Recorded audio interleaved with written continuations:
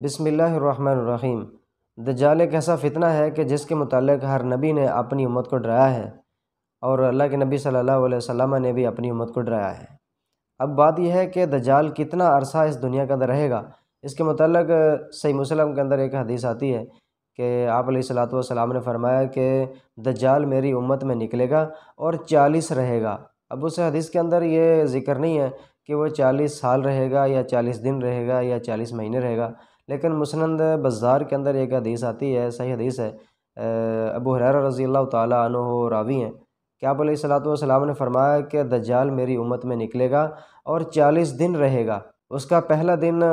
1 سال کے برابر ہوگا، دوسرا دن 1 مہینے کے برابر ہوگا، اور تیسرا دن 1 ہفتے کے برابر ہوگا، اور باقی 37 دن عام دنوں کی طرح ہی گزریں گے۔ اگر آپ اسلامی سال کے مطابق حساب کریں تو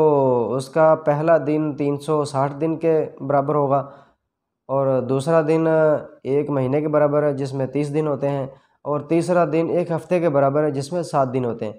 اور باقی کے 37 دن وہ عام دنوں کی طرح ہی گزریں گے۔ اگر ان کو تمام کو کاؤنٹ کیا جائے تو یہ 434 دن بن جاتے ہیں اسلامی سال کے مطابق، اور عیسوی سال کے مطابق یہ بن جاتے ہیں 465 دن۔ تو اتنا عرصہ دجال اس دنیا کے اندر رہے گا، اور اس کے بعد عیسیٰ علیہ السلام جب آئیں گے، آخری دن ہوں گے اس کے، اور مقام لد کے اوپر اس کو قتل کر دیں گے۔